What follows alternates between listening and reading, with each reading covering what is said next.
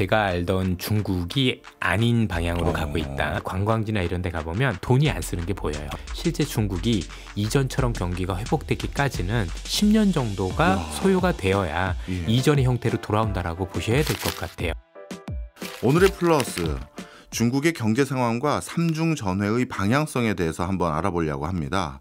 오늘 이선엽 신한투자증권 이사님 모시고 자세한 이야기 나눠보겠습니다. 어서 오십시오. 예, 잘 지내셨습니까? 예, 잘 지내셨죠? 오늘 모처럼 이사님 오신다고 해서 제가 벼르고 있었어요.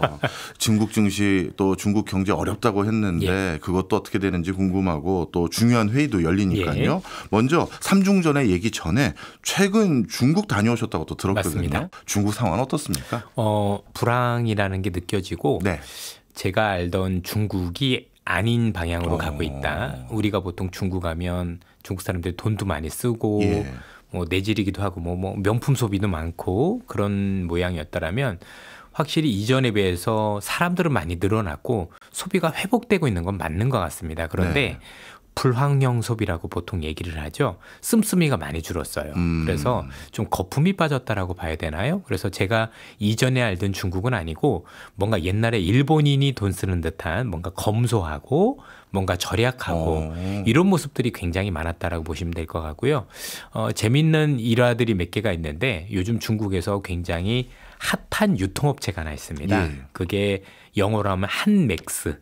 이게 어떤 기업이냐면 중국에서 요즘 경제가 어렵다 보니까 좋은 물건을 사고 싶은데 돈은 없잖아요. 좋은 물건을 싸게 파는 그런 매장들이 늘었어요. 그럼 어떻게 하느냐? 방법이 유통기한이 얼마 남지 않은 제품들을 갖다가 싸게 파는 거예요. 그래서 이런 어떤 소비 형태가 아주 일반화되고 있는 게 중국의 거의 모든 지하철역이나 아니면 상점들 가보면 이 한맥스 또는 뭐 분분마트라고 그래서 요와 비슷한 업종에 있는 것들이 한 10개씩 거의 장악하고 있어서 중국의 소비 형태가 이전에 우리 봤었던 그런 백화점 이런 소비가 아니고 나름대로 이제는 중저가형 소비로 많이 떨어지는데 그 중저가가 우리는 보통 가성비 소비를 하는데 이분들은 가성비가 아니라 나름대로 뭔가 좋은 걸 싸게 사는 또 다른 방법으로 어쨌든 중요한 건 이게 돈이 없을 때 생기는 어떤 소비라고 하는 거 보면 사실은 이런 소비가 굉장히 유행하고 있고 실제 제가 관광지나 이런 데 가보면 사람들은 많이 늘었는데 돈이 안 쓰는 게 보여요.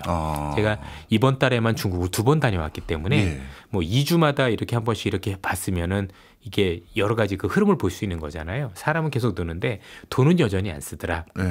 라는 걸 보면 현재 있는 부동산 이 위기로 인해서 발생하고 있는 거에 대해서 사람들이 일시적이 아닌 장기화될 거에 대한 대비해서 뭔가 소비 형태가 불황형 소비로 많이 바뀌고 있는 그런 모습을 눈으로 확인했습니다. 그렇군요. 중국 소비자 그러면 원래 통 큰 소비자, 일본 소비자는 알뜰 소비자 이렇게 구분됐었는데 이제 중국 소비자가 일본 소비자처럼 알뜰하게 소비한다. 야, 이거 되게 놀라운데요.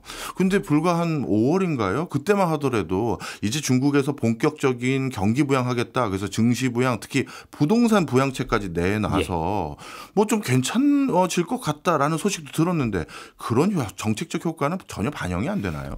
반영이 되고는 있는데 워낙 위기가 큰 거죠. 중국의 부동산발 위기는 사실은 굉장히 큰 위기인데 어느 정도 위기냐면 우리가 보통 옛날에 위기라고 보통 얘기를 하면 여러 가지 위기가 있지만 그 중에서도 부동산발 위기가 제일 큽니다. 2008년 미국의 금융위기도 그랬고 일본 같은 게 잃어버린 30년도 부동산발 위기였잖아요. 그래서 현재 지금 중국에 있는 이 부동산발 위기도 이와 다르지 않습니다. 따라서 현재 정책적으로 굉장히 열심히 돈을 쏟아붓고 있지만 그렇게 돈을 쏟아붓는다고 하더라도 실제 중국이 이전처럼 경기가 회복되기까지는 진짜 정말 잘한다고 하면 5년, 사실 그렇지 않으면 10년 정도가 소요가 되어야 이전의 형태로 돌아온다라고 보셔야 될 것 같아요. 이제 중요한 건 지금은 정책적으로 이만큼 돈을 쏟아붓고 정책을 쐈는데 그로 인해서 회복이 될 거냐가 아니라 이런 정책으로 해서 지금이 바닥일 거냐 아닐 거냐 이게 더 중요한 요인이 되는 거고 회복은 된다 하더라도 그 회복 속도나 회복의 강도는 아주 장기적으로 이루어질 수밖에 없는 환경이다라고 보시면 되고 그래서 앞서도 말씀드린 그 불황형 소비가 일시적인 게 아니라 자리를 잡아가고 있는 게 아닌가 싶습니다. 그렇군요. 뭐 국내외 언론 봤더니 베이징, 상하이, 광저우 이런 데는 집값 다시 꿈틀꿈틀 된다고 하길래 그럼 부동산이라는 큰 경기도 다시 살아나니 좋다고 저는 좋아질 거다 이렇게 생각도 했었는데 집값은 진짜 올라가는 게 맞고 그 효과는 또 반영이 안 되는지 그것도 좀 설명 좀 해주세요. 아직까지 집값이 많이 올라간다기보다는 나름대로 이제는 살려는 사람들이 조금 늘어난다 이렇게 보셔야 될 것 같은데 중국의 부동산 시장은 잘 아시는 것처럼 지금 베이징이나 아니면 상하이 같은 대도시 중심으로 한 기존 주택이 있고 아니면 지금 분양하고 있는 신규 주택이라는 게 있습니다. 지금 부동산에서 제일 심각한 건 그 신규 주택이 문제가 되고 있는 거고 신규 주택들은 거의 미분양 상태로 그것도 현재 분양을 하면서 분양을 했는데 지어지지 않는 형태로 있어서 이게 굉장히 많은 문제가 되고 있다 이렇게 되면 보시면 될 것 같고요. 기존 주택 같은 경우는 여전히 매매가 일어날 수 있는 상황인데 다행스럽게 최근에 중국 정부가 이와 관련된 규제들을 많이 풀었어요. 예를 들어서 북경이나 상하이 중심으로 보통 우리가 집을 살 때 중국인들 같은 경우는 이사 갈 때 제가 예를 들어서 첫 번째 집을 팔고 예를 들어서 우리 상암인데 지금 상암에서 집 팔고 여의도로 이사 가면 나는 여전히 집을 한 채인데도 불구하고 중국인들은 그렇게 이사 가면 증거금이 되게 비율이 올라가요. 쉽게 얘기해서 내가 집을 처음에 살 때는 아주 첫 집일 때는 증거금이 10%라면 그럼 나머지 90%는 빌릴 수 있는 거잖아요. 근데 첫 번째 집을 팔고 두 번째 집으로 가면 집이 한 채인데도 불구하고 이 증거금이 올라서 내가 빌릴 수 있는 돈이 되게 줄어들어요. 이런 어떤 정책들이 있었는데 최근에 그런 정책들을 많이 완화해 줬어요. 그리고 중국은 한국과는 다르게 조금 특수한 제도가 있는 게 보통 호적 제도라고 많이 불리는데요. 후코우 제도라고 해서 이 제도를 통해서 그 지역에 살면 되게 특혜가 많습니다. 예를 들어서 북경에 살면 북경대에 들어갔으면 쿼터가 정해져 있어요. 이게 우리나라처럼 서울대나 고대연대 들어갈 때 공부 잘하면 다 들어가는 게 아니라 북경 시민 같은 게 북경대 들어갈 때 일정 부분 쿼터가 있어서 더 들어가기가 수월합니다. 상해에서도 마찬가지고 그러다 보니 이런 대도시 중심으로 그런 수요가 없지 않은 거죠. 뭐 최근에 우리나라도 강남 쪽, 반포 쪽 그쪽은 진짜 뭐 우리가 생각하는 부동산 시장과는 다를 정도로 많이 움직이고 있는 것처럼 이쪽도 그런 수요는 있다라고 봐야 될 것 같은데 이게 전국적인 현상으로 보기엔 좀 어렵다라고 보셔야 될 것 같습니다. 그렇군요. 그럼에도 불구하고요. 중국의 2분기 경제 성장률 숫자를 봤더니 5.1%에서 5.4%더라고요. 방금 말씀 주신 거 보니까 전반적으로 경기 살았다고 보기는 어려운데 이 수치는 도대체 어떻게 나온 걸까요? 여러 가지 경기 부양책이 효과를 거두고 있는 건 사실이고요. 최근에 돈도 많이 쏟아부었고 특히 이제 1분기 중심으로 해서 1조 위안의 어떤 특별국채를 발행한 게 효과를 내기도 했고 여기에 이구한신이라고 보통 그러죠. 오래된 물건을 새로 사게 되면 하는 게 있는데 여기 실제 효과를 보기 시작을 했어요. 실제 데이터를 보니까 최근에만 전기자동차 판매가 36%나 늘었더라고요. 그러니까 기존에 차를 오랫동안 가지고 있던 사람들이 이번 기회를 통해서 바꾸는 어떤 모습들이 나타나서 지금까지는 어쨌든 경기부양책의 효과는 나타나고 있다. 이렇게 보시면 될 것 같고 이제 관건은 지속성인 것 같아요. 이제 중국 정부가 이 위기가 일회성이 아니니 앞으로도 이 불씨를 살려서 좀 더 강력한 부양책, 경제를 살아날 수 있는 여러 가지 부양책을 쓴다라면 중국 경제는 지금을 바닥으로 해서 앞으로도 회복될 수 있는 가능성, 물론 시간도 오래 걸리고 그 폭도 덜하겠지만 가능성이 있는데 그게 이번의 관건인 것 같아요. 중국이 여기서 정책을 조금 중단할 거냐 아니면 이거를 불씨를 살려서 앞으로도 더 강력하게 이끌고 나갈 거냐에 대하여 있고 아무튼 지금까지는 기존에 있었던 부양책에 대한 효과는 나타나고 있는 건 사실이다. 이렇게 봐야 될 것 같습니다. 알겠습니다. 오늘의 주제인 삼중전회에 대해서 이제 얘기를 본격적으로 해보려고 하는데요. 일단 삼중전회가 어떤 회의인지부터 좀 설명 좀 해주실래요? 정식 명칭이 있죠. 삼중전회는 제20기 중앙위원회 제3차 전체회의입니다. 그러니까 삼중이라는 게 중이 중앙위원회일 거고 전이 전체회의를 얘기를 하는 건데 일반적인 중국의 회의에 비해서 이 회의 같은 경우는 국가의 중장기 발전과 관련된 전략을 제시해 주는 겁니다. 쉽게 얘기해서 우리 옛날에 경제개발 5개년 계획 이런 것처럼 앞으로 중국 경제는 이렇게 청사진을 그릴 겁니다. 그리고 그 청사진을 그리면서 그 안에서 구체적으로 이런 산업들을 밀어줄 거고 구체적인 실현 방안은 이런 겁니다라는 제시하는 회의가 삼중전회라고 보시면 되겠습니다. 그렇군요. 어떻게 보면 중국 경제의 중장기 플랜이 뭔지 알아볼 수 있는 회의라고 하는 것 같은데 그렇다면 이전에 그 삼중전회에서 발표된 내용이 뭔지를 우리가 알면 좀 더 이해가 편할 것 같은데요. 예를 들면 덩샤오핑 같은 경우는 예전에 중국의 경제를 개방을 하겠다. 이런 것들도 정말 큰 이슈였었잖아요. 이전에 장점인 같은 경우는 국유 기업을 개혁하겠다. 이런 큰 청사진을 내놓은 적도 있었고요. 후진타오 같은 경우는 뭐 농촌제도 개발이라든가 지속 발전 가능한 이런 것들을 제시한 적도 있었고, 뭐 최근에 이제 시진핑 주석 같은 경우는 시장 활력 강화라든가 아니면 구조 개혁 같은 거 이런 것들에서 중국에 있는 공기업들 같은 구조 조정을 했었던 여러 가지 청사진을 제시했던 예가 있었죠. 네. 예. 말씀 듣고 보니까 이 삼중전해를 보면 진짜 중국의 뭐라 할까요? 산업 육성 방향, 네. 경제 육성 방향이 딱 드러나겠는데요. 자, 그렇다면 올해 삼중전해에서는 주로 어떤 얘기가 나올 것으로 전망되고 있습니까? 일단 우리가 가장 관심 갖게 봐야 될 건 뭐냐면 지금 중국은 성장하는 것보다 중요한 게 네. 얼마나 경제가 안 좋은 걸 막느냐가 더 중요한 것 같아요. 네. 그래서 현재 부동산과 관련돼서 뭔가 유의미한 대책이 어떻게 발표가 되느냐가 가장 관심사입니다. 예. 지금 시장에서 기대하고 있는 게 뭐냐면 지금 얼마 전에 중국 정부가 발표한 게 뭐냐면 지금 미분양 주택을 정부가 직접 사들이겠다라는 얘기를 공식적으로 했는데 네. 이 규모나 방법을 어떻게 할 거냐가 제일 핵심 관심인 것 같아요. 네. 그래서 향후에 지금 이제 엄청난 양의 이 미분양을 중국 정부가 돈을 찍어서 또는 국채를 발행을 해서 일정 규모로 만약에 사줄 수 있다라면 네.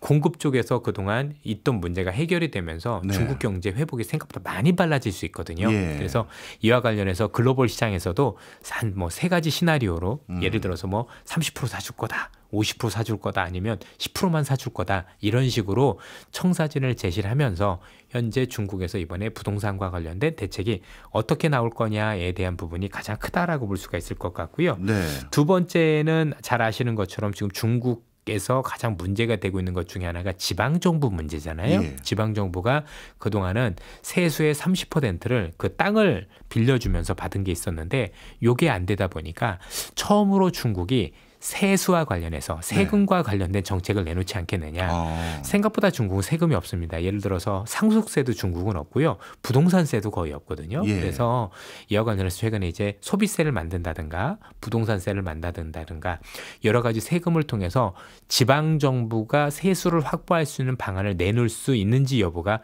굉장히 중요하고 마지막으로 이제 앞으로 산업과 관련해서는 네. 산업 고도화와 관련된 얘기들이 굉장히 많이 나오고 있습니다. 예. 우리나라와는 다르게 중국 같은 경우는 어떤 일이 있냐면 우리나라도 중국도 안고 있는 문제 중에 하나가 인구가 굉장히 크게 줄고 있는 거잖아요. 예. 이런 상황에서 우리나라는 지금 보니까 정책적으로 그럼 외국인 노동자를 많이 받아야 될 거 아닐까 이런 얘기를 많이 하고 계신데 중국은 이와 관련해서 그러면 로봇으로 산업을 대체하면 되지 않겠느냐라는 얘기들이 많이 들고 있습니다. 그래서 기술과 관련해서 기존에 했던 AI를 좀 더 구체적으로 발전을 시키고 예. 또 현재 부족한 인구라든가 이런 산업 구조와 관련해서 좀 더 산업을 고도화해서 앞으로 미래 먹거리도 삼고 사람이 부족한 거에 대한 대비를 하자라는 얘기들이 많이 나오고 있다는 점에서 굉장히 중요하고요. 네. 또 재미있는 게 잠시 말씀드렸었던 그 호적제도, 예. 후커우 제도라고 하는데 이게 굉장히 중요합니다. 예.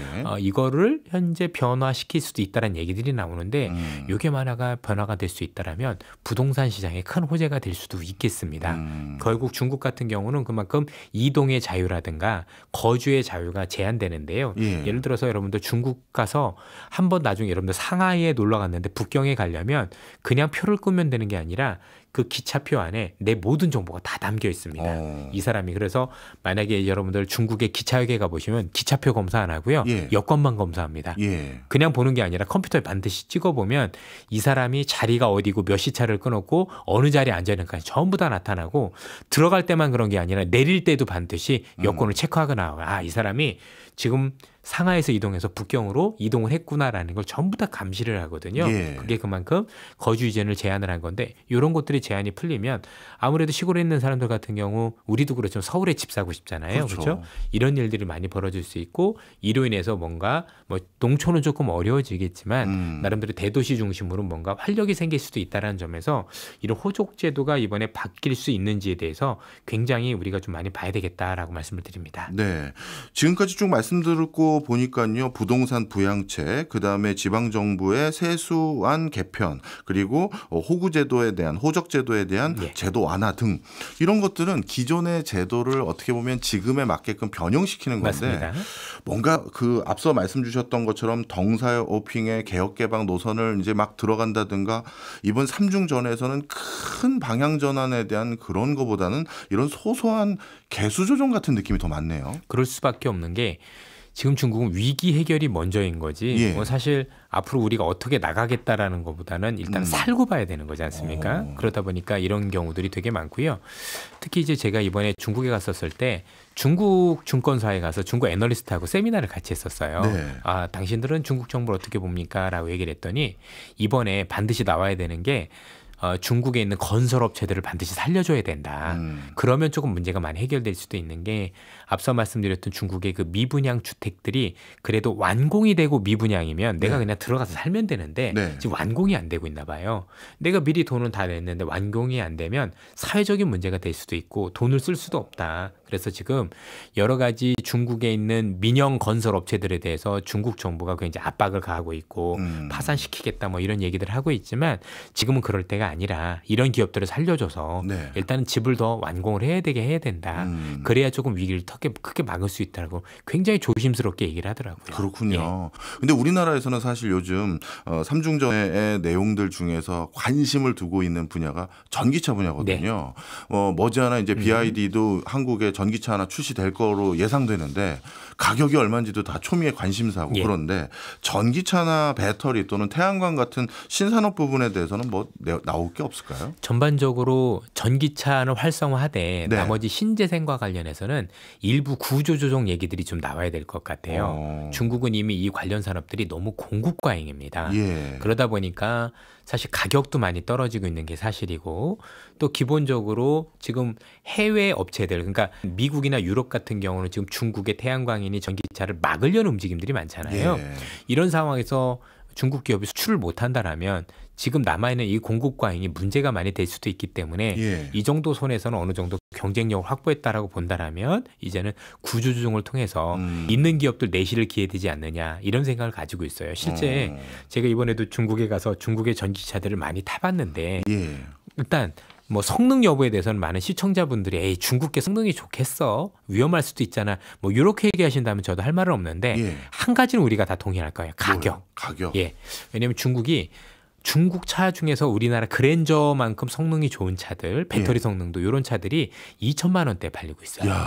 우리가 다 인정해야 될 건 야 쟤네는 왜 이렇게 싸냐 이런 것들에 대한 고민이 굉장히 있고 하나가 더 있다라면 중국은 그동안 전기차 회사들이 전기차를 만들었지만 최근에는 중국에서 화웨이나 아니면 샤오미 같은 스마트폰 관련 업체가 전기차를 본격 생산했는데 특히 화웨이의 전기차가 지금 판매량이 3위 안에 들 정도로 어마어마한 공정 레이트를 기록하고 있다는 거죠. 그러면 중국은 이미 전기차를 전기차로 보고 있는 게 아니라 뭔가 자율주행이나 이런 걸 하는 또 다른 디바이스를 보기 시작을 한 것 같아요.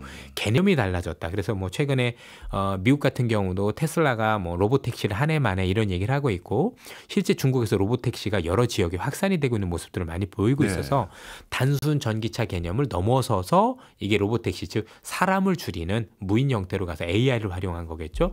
이렇게 발전한 모습을 봤었을 때 중국의 전기차도 중요하지만 이 발전 양상이 달라지고 있는 모습도 굉장히 중요해 보이고요. 그래서 결론적으로 말씀드리면 기존에 있었던 전기차와 신재생 에너지와 관련해서는 일정 부분 구조조정이 필요하고 그게 이번에 삼중전에서도 현재 얘기가 될 가능성이 높다가 첫 번째. 두 번째는 현재 중국에서 진행되고 있는 전기차의 발전 모습이 단순히 전기차가 아니라 사실상 뭔가 자율주행과 관련된 AI와 활용된 디바이스 형식으로 발전되고 있다는 게 중요한데 이미 상하이 기준으로는 현재 전기차의 비중이 60%가 넘어갔어요.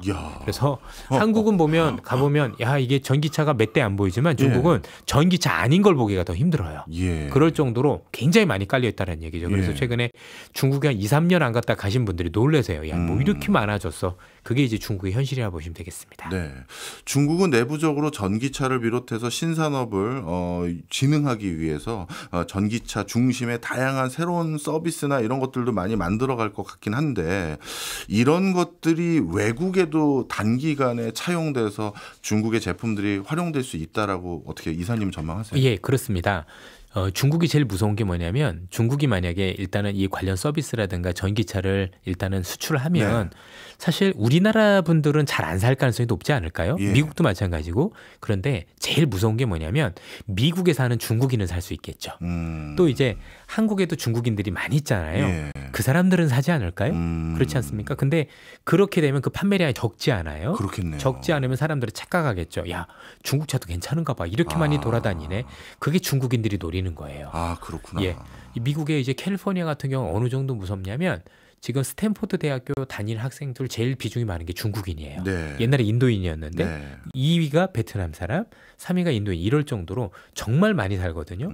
그럼 이 사람들이 이런 거를 샀었을 때 이 고민을 우리가 해야 된다라는 거죠. 그리고 어쨌든 중국이라는 나라가 뭐 품질 여부를 떠나서 일단 도시에 그렇게 많이 깔렸다라면 그와 관련된 충전 산업이라든가 아니면 기반 시설과 관련해서는 이미 어느 정도 성장 궤도에 왔다라고 봐야 네. 되잖아요. 우리나라 아직 별로도 없는데 네. 그럼 걔네들이 어떻게 성장을 하고 있고 어떤 서비스를 하는지는 우리도 조금 보고 나서 야 이렇게 하는 거구나 보고 배울 필요는 있는 것 같습니다. 그렇군요.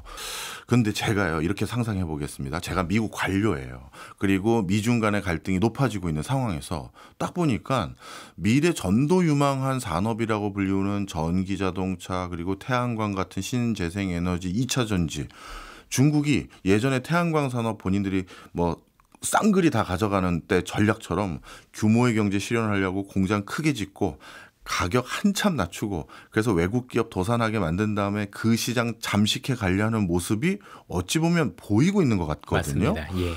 그렇다면 제가 중국의 관료거나 행정부의 중요한 위치에 있는 사람이라면 미국에 공장 크게 지어 놓은 회사에게 제일 어렵게 만드는 방법은 당분간 공장 가동할 일 없게 만들면 되거든요.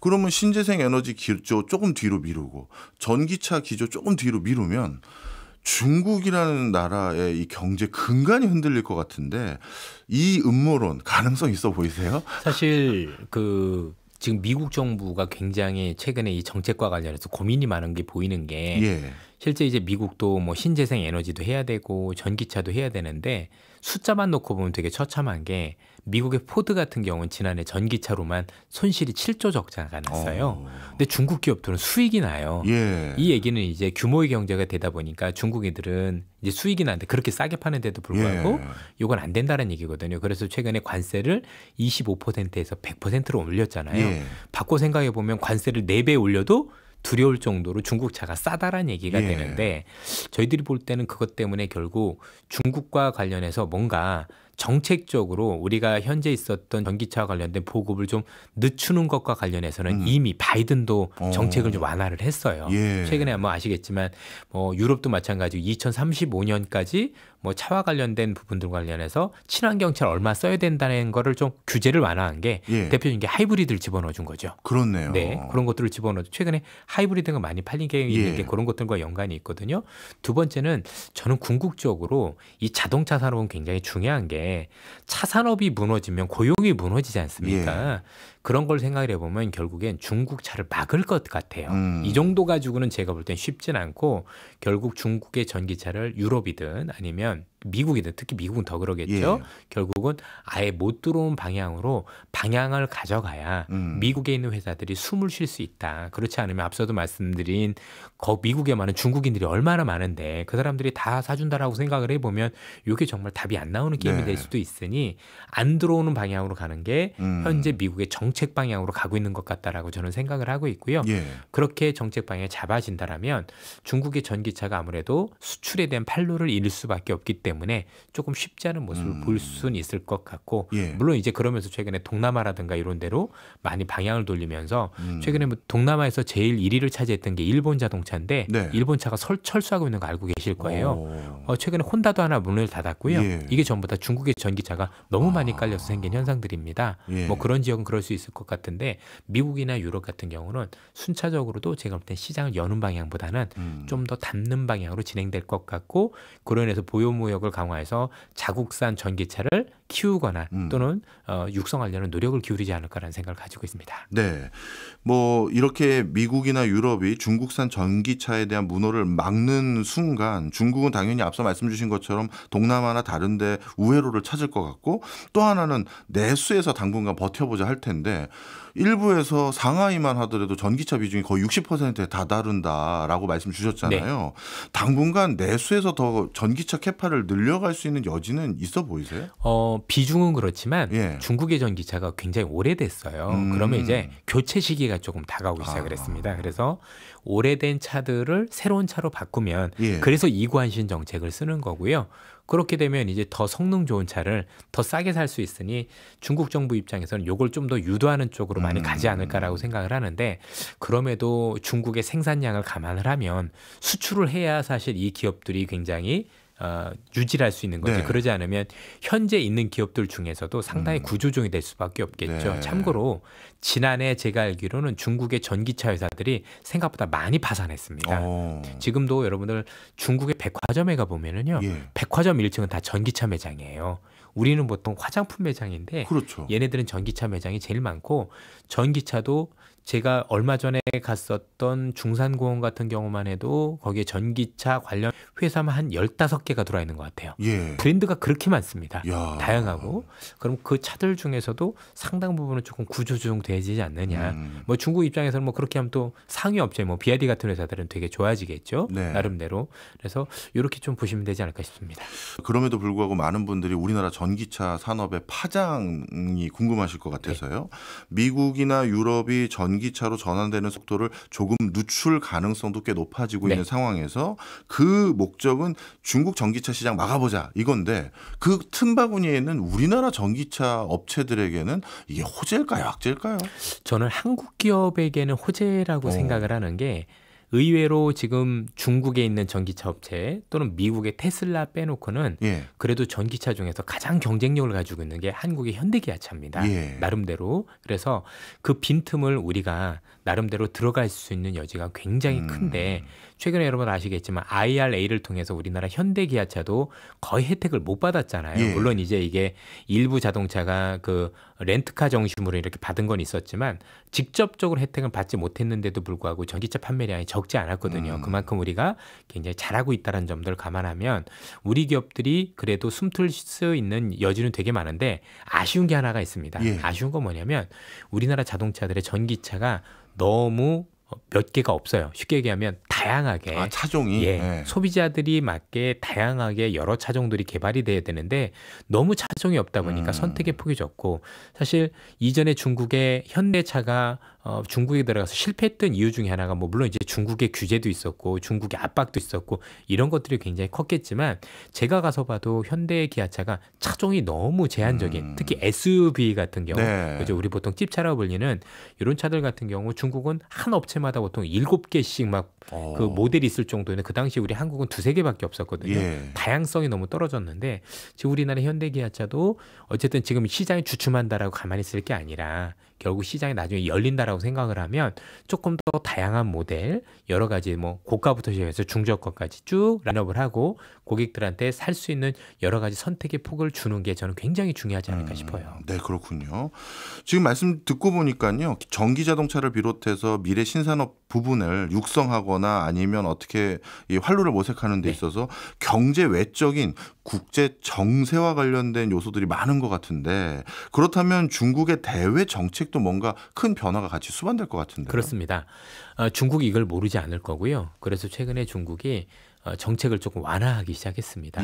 예를 들어서 최근에 테슬라와 관련해서 뭐 자율주행 이런 것들을 좀 풀어준다든가, 왜냐하면 이제 본인들 입장에서도 내가 나중에 미국이나 유럽한테 큰 소리를 치고 나도 수출할 수 있어, 아니면 또는 중국의 공장들이 현지화돼서 예를 들면 유럽에 공장을 짓거나 미국의 공장을 짓거나 또 멕시코에 지어서 하려면 뭔가 명분이 있어야 되잖아요. 네. 근데 뭐 본인들이 시장을 다 막아놓고 하면 안 될 거니 지금 외국 기업과 관련해서 나름대로 뭔가 유화책을 주는, 특히 테슬라와 관련해서 유화책을 주는 모습들이 많이 보여요. 왜냐하면 본인들은 자신 있겠죠. 예. 풀어줘도 어차피 가격으로는 당할 수가 없으니.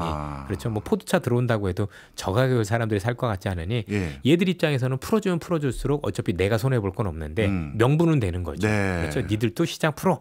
나도 플러스 할 수 있는 그래서 굉장히 유화책을 많이 쓰고 있고 한국과 관련해서도 외교적으로 뭔가 조금 완화하려는 움직임들을 많이 보이는 것 같아요. 그래서 아마 최근에 중국 대사가 이렇게 교체가 되었잖아요. 그죠? 새로 오는데 우리나라도 그래서 현재 있는 중국 베이징에 있는 대사를 이번에 이제 교체를 한다는 게 기사가 공식적으로 떴다라고 저는 알고 있습니다. 그러면 이런 것들이 결국 뭔가 그동안에 있었던 좀 각을 세우는 모습보다는 뭔가 조금 이제 수위를 좀 낮춰서 발전을 도모해보고자 하는 이런 어떤 움직임들이 아니겠느냐 이렇게 볼 수가 있을 것 같네요. 아, 그렇군요. 정세가 또 그렇게 바뀌니까 다시 또 규제가 완화되는 그런 흐름으로 또 이어지고 있네요.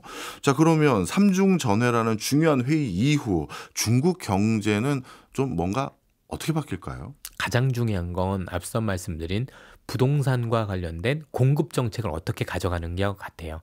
보통 이제 현 상황이 되게 중요한 게 일단 경제가 회복될 수는 저는 불씨는 살렸다라고 보는데 이 불씨를 제대로 살리려면 지금보다 여러 가지 정책들을 더 강하게 그리고 지속성을 가져야 시장이 신뢰를 하거든요.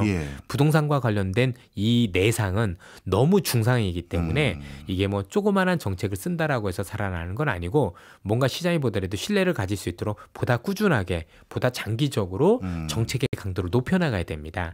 이번에 그걸 확인할 수 있는 계기가 되는 것 같아요. 왜냐하면 이제 그동안 지난해 같은 경우 중국 정부가 취했었던 경기부양책이 제가 볼 땐 거의 헛발길질이었거든요. 아니 중국 경제가 부동산이 이렇게 안 좋은데 이 정도 정책으로 되겠어? 또는 부동산이 아프면 부동산을 치료해 줘야 되는데 엉뚱한 데도 정책을 썼던 게 지난해 정책이었었다라면 올해는 그래도 뭔가 그래도 이제는 애들이 정신을 차렸구나. 그래서 부동산을 정조준하기 시작을 했고 정책의 강조도 날이 갈수록 강해지고 있는데라는 생각을 받았는데 그게 이번에 보여줘야 돼요. 그래서 공급과 관련해서 중국 정부가 확실히 정신을 차렸고 정책의 지속성 그리고 강도가 높아지면서 이걸 해결하려는 의지가 많이 보인다라면 저는 달라질 수 있다라고 생각을 하는 게 지금 중국의 소비자 신뢰 지수가 거의 역대급으로 떨어져 있는데 안 올라와요. 이 얘기는 중국의 정책이 지금까지는 알겠는데 이게 지속되겠어라는 여전히 신뢰가 낮아져 있는 모습들이 보이고 있거든요. 그래서 이번에 삼중전을 통해서 중국 정부가 얼마나 정책과 관련된 신뢰를 찾는지 여부가 중요하고 그러기 위해서는 뭐 아베가 지금 아베노믹스를 십몇 년 했던 것처럼 중국 정부도 부동산과 관련된 또 향후 경제와 관련된 보다 강한 정책을 지속성 있게 그다음에 또 과감하게 하는 모습을 보여줘야 되겠다. 그러면 이번에 삼중전에 이어 시장이 좀 달라질 수 있다 이렇게 보고 있습니다. 네, 뭐 삼중전회가 앞서 말씀드린 것처럼 워낙 중장기적인 계획을 발표하는 그런 회의다 보니까 뭐 단기간에 성과가 드러나야 될 증시 관련해서도 뭐 거기에서 좀 내용이 들어갈진 모르겠습니다만 우리 투자자들 입장에서는 증시 걱정이 되거든요. 아직 중국 증시에 투자하고 계신 분도 계시고 중국의 증시는 이제 어떻게 전망해야 될까요? 지금 최근에 이제 차익 매물이 많이 남은 이유 중에 하나가 결국 지속성을 의심하고 있기 때문이죠. 그동안 밸류업 프로그램도 좋았고 정책도 잘 좋았는데 이게 연속성이 있을 거냐.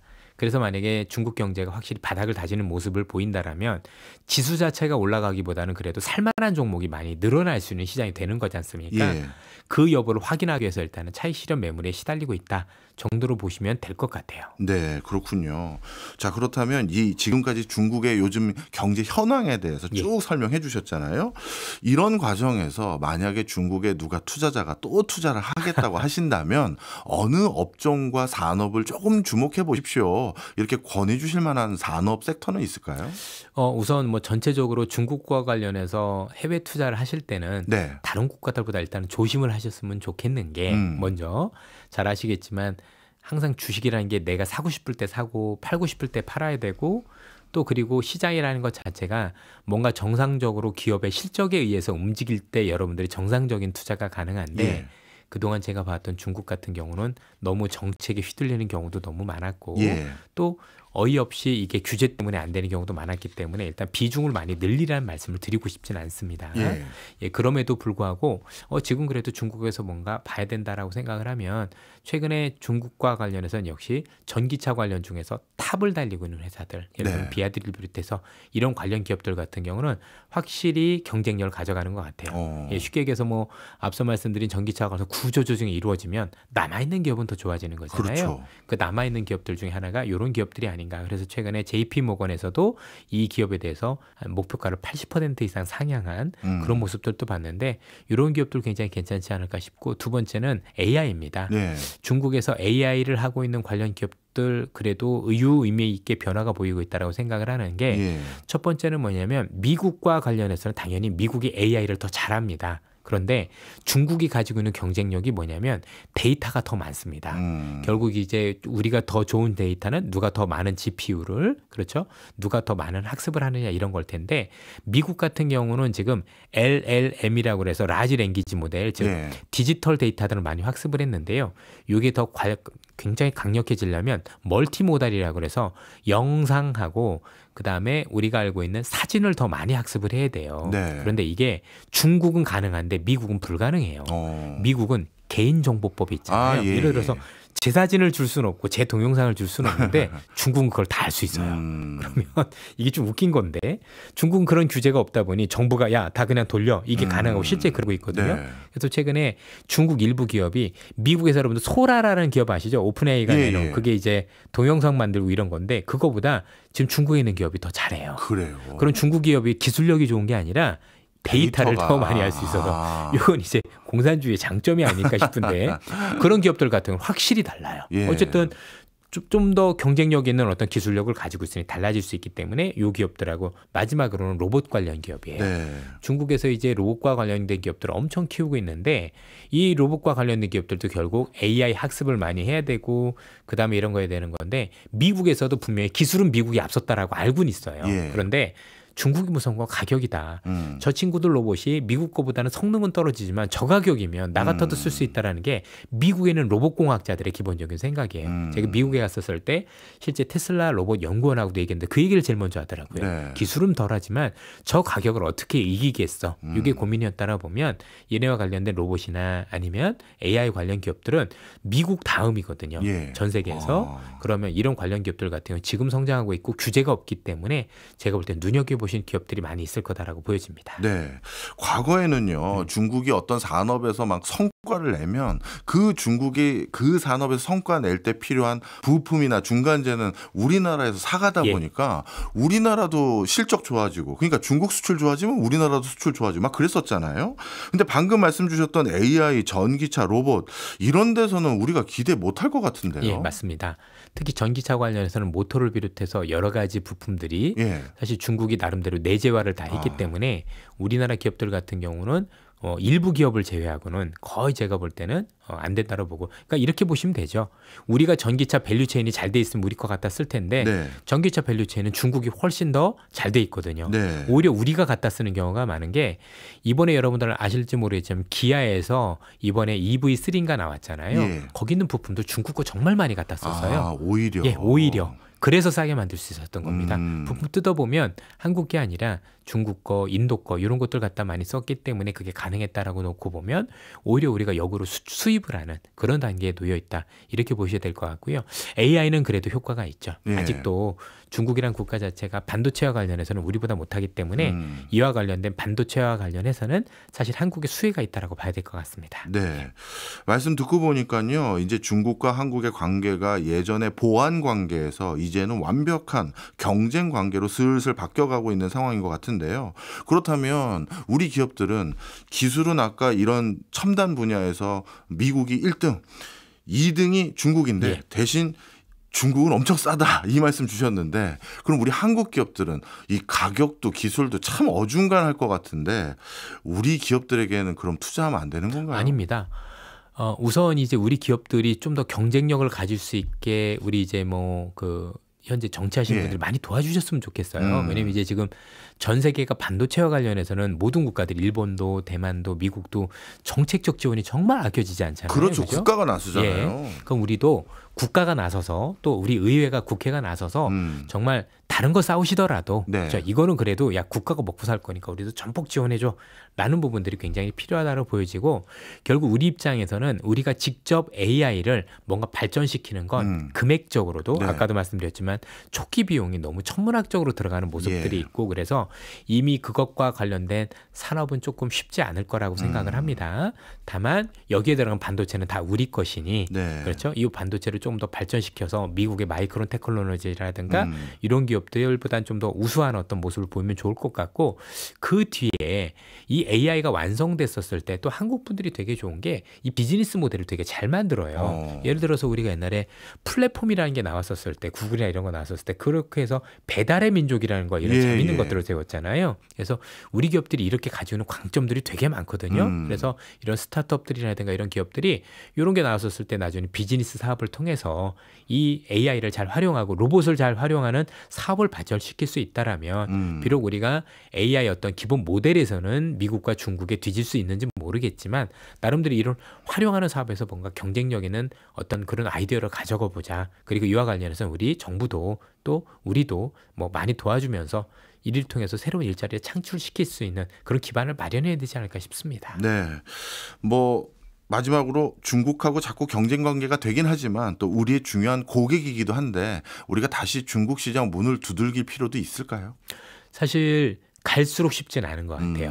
그러니까 이제 중국에 들어가실 때 고민을 해야 되는 건 내가 중국에 들어가도 워낙 내가 기술력이 뛰어나서 중국인들이 내 걸 살 수밖에 없어라는 기업은 들어가셔도 될 것 같고 문을 두드려야 될 것 같은데 그러지 않고 지금도 힘겹게 경쟁하고 있다라면 제가 볼 때 앞으로 더 힘겨워질 가능성이 높아요. 왜냐하면 중국이란 나라하고 미국이란 나라 계속 갈등 수위가 높아지면 중국 입장에서는 앞으로도 수출길이 쉽지 않을 거니 막힌 수출을 내수를 통해서 사실 해결하려는 모습들을 보일 거고 그러면 정책적으로 여러 가지 면에서 한국 제품이나 아니면 다른 국가 제품을 밀어낼 수밖에 없는 입장이 본다라면 저는 우리 기업들이 조금 더 불리한 입장에 처할 가능성이 앞으로도 높다 이렇게 보고 있습니다. 그렇게 보면 좀 판단을 잘 하셔서 정말 내 거밖에 없어. 아니면 기술적으로도 내게 워낙 기술력이 뛰어나서 중국이 따라올 수 없다라는 게 있다라면 모를까.